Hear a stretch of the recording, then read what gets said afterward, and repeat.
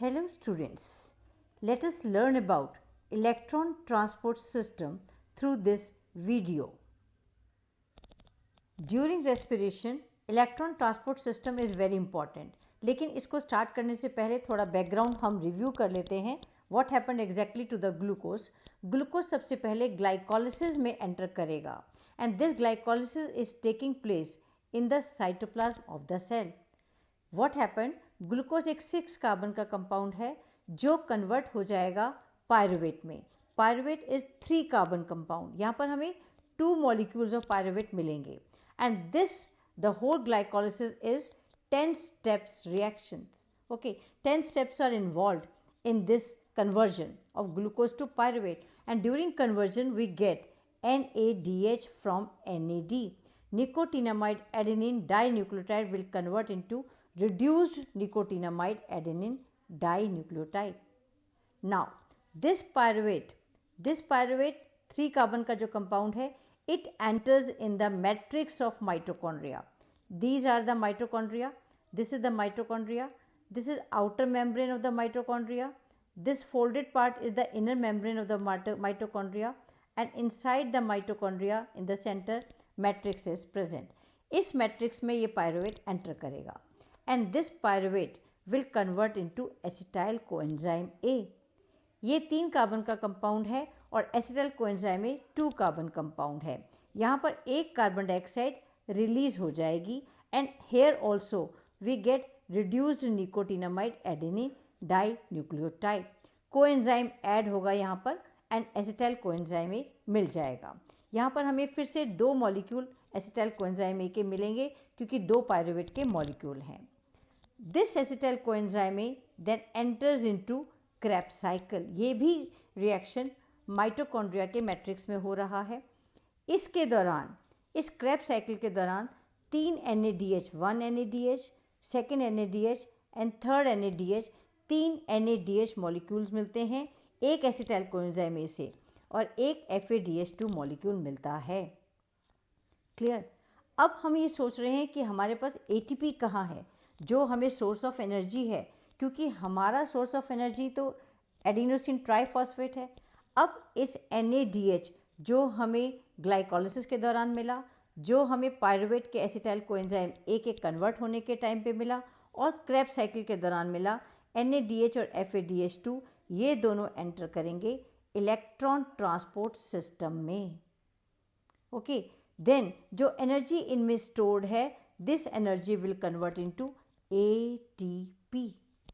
okay, through this electron transport system. One more important thing is glycolysis और Krebs cycle के बीच में जो ये रिएक्शन था, पायरुवेट का एसिटाइल कोएंजाइम में कन्वर्ट होना, this is the link reaction between glycolysis and Krebs cycle. So now after this we will study how this NADH and how this FADH2 will help in production of ATP through this electron transport system. Okay, this is complete electron transport system. Okay, how this will help in production of ATP. Electron transport system present कहाँ होता है? It is present in the inner membrane of mitochondria. ये पूरा thickness जो आपको यहाँ show हो रहा है, this is the inner membrane of mitochondria. This is outer membrane of mitochondria. This is inner membrane of mitochondria, and this is the matrix part of the mitochondria. इस पूरे inner membrane of mitochondria में बहुत से complexes protein के बने हुए present होते हैं. Number 1, number 2, number 3, number 4. These are the complexes made up of proteins, and this is number 5 complex. So यहाँ पर 5 complexes हैं जो इलेक्ट्रॉन ट्रांसपोर्ट में हेल्प करेंगे और ATP के बनने में हेल्प करेंगे. देखते हैं इनके नाम क्या हैं. कॉम्प्लेक्स 1 का नाम है NADH dehydrogenase. This is NADH dehydrogenase. Number 2 complex है succinate dehydrogenase. This is succinate dehydrogenase. Complex 3 है cytochrome BC1. This is complex 3 cytochrome B, cytochrome C1. Okay, and complex 4 is cytochrome oxidase which contain cytochrome A, cytochrome A3 and two copper centers. All these they form the complex number 4. And lastly, complex number 5. This is ATP synthase. It has two parts. एक तो part है F0 part जो membrane के अंदर embedded है, और एक part है जो मैट्रिक्स की तरफ फेस करता हुआ है. This is F1 part, F1 particle. So all these they help in formation of ATP and transport of electrons. Let us see how this system works. Now come to the working of electron transport system. सबसे पहले NADH enter करता है, ये oxidise होता है और NAD में वापस कन्वर्ट हो जाता है. And during this conversion electron जो निकलता है, electron is taken up by the complex 1 NADH dehydrogenase, जिसमें FMN प्रेजेंट है, फ्लेविन मोनोन्यूक्लियोटाइड. FMN ने इलेक्ट्रॉन को दे दिया आयरन सल्फर प्रोटीन को. Okay, and iron sulphur protein इस इलेक्ट्रॉन को लेकर पहुंच जाता है यूबीक्विनॉन के पास. ओके, सो इलेक्ट्रॉन का ट्रांसफर हो गया from complex 1 to यूबीक्विनॉन.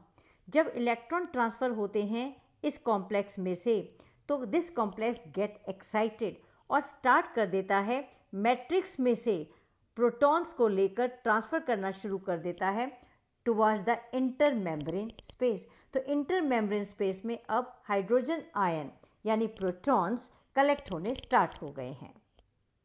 Come to the second complex, succinate dehydrogenase. ये एंजाइम क्रेब्स साइकिल में यूज़ होता है, जहाँ पर सक्सिनेट ऑक्सीडाइज होकर फ्यूमरेट बनाता है और FADH2 बनता है. From this FADH2, electrons jump into the second complex.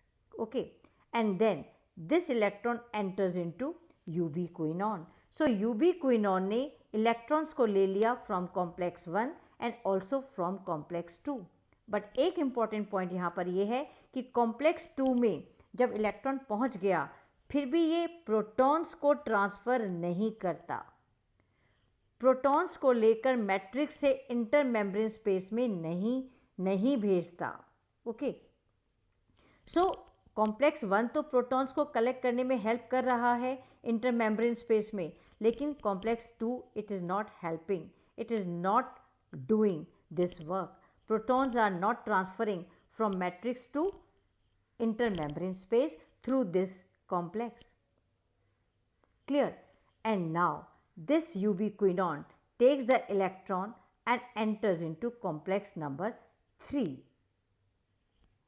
यूबीक्विनॉन से अब इलेक्ट्रॉन पहुंच जाता है कॉम्प्लेक्स 3 में.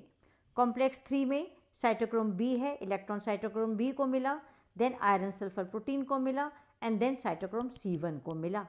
जब इलेक्ट्रॉन यहाँ से मूव करता है तो दिस कॉम्प्लेक्स गेट एक्साइटेड और ये ट्रांसफ़र करने शुरू कर देता है प्रोटॉन्स को from matrix to intermembrane space में. सो इंटर मेम्ब्रेन स्पेस में प्रोटॉन्स का अमाउंट बढ़ने लगता है.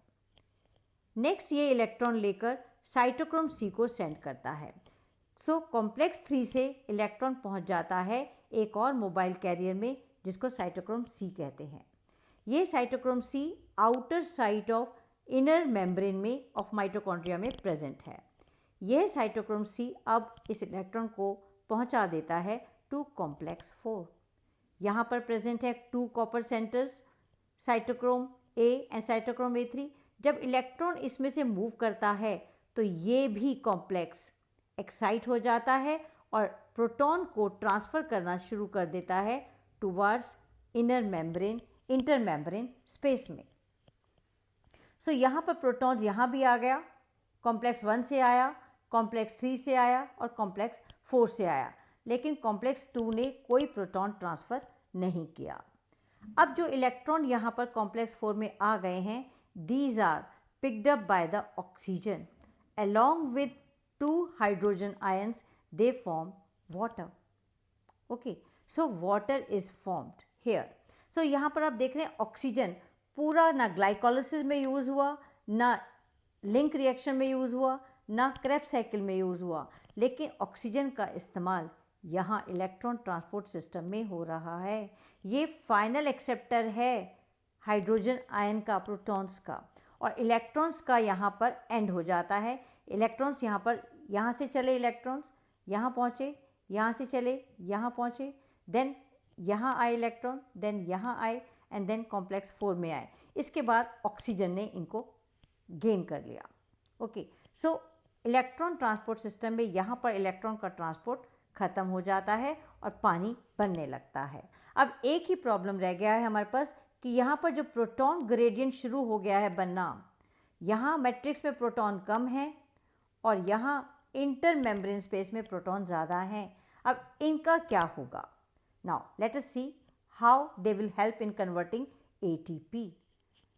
फाइनली देखते हैं हम ATP कैसे बनता है। ऑलरेडी वाटर बन चुका है, अब हमें ATP को बनाना है। इसके लिए ऑलरेडी यहाँ पर आप देख रहे हो इंटर मेम्ब्रेन स्पेस और मैट्रिक्स के बीच में प्रोटॉन ग्रेडियंट डेवलप हो गया है। इंटर मेम्ब्रेन स्पेस में ज़्यादा प्रोटॉन है एज कंपेयर टू मैट्रिक्स। ये सब क्यों हुआ है? Because of the energy of oxidation reduction, जो यहाँ पर इलेक्ट्रॉन का लेना और देना चल रहा है।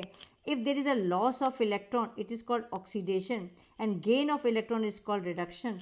तो यहाँ पर ऑक्सीडेशन रिडक्शन कॉन्टिन्यूसली चल रहा है, जिसके दौरान एनर्जी रिलीज हो रही है, and due to this the proton gradient is developed.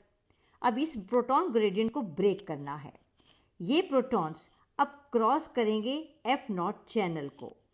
जब ये क्रॉस करेंगे तो F1 पार्टिकल का कन्फर्मेशनल चेंज आ जाएगा। Okay, clear? So you will find the change in the F1 particle, और जो एनर्जी रिलीज होगी, this energy is used to convert ADP to ATP।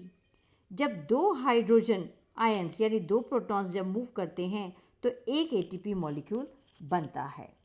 Clear? So this is oxidative phosphorylation. ATP का बनना because of the oxidation reduction reaction, it is called as oxidative phosphorylation, which is happening through the electron transport system. Is it okay? So this is all about the electron transport system. So thank you very much for staying with me. Subscribe the channel to get the information about my new video. Thank you so much.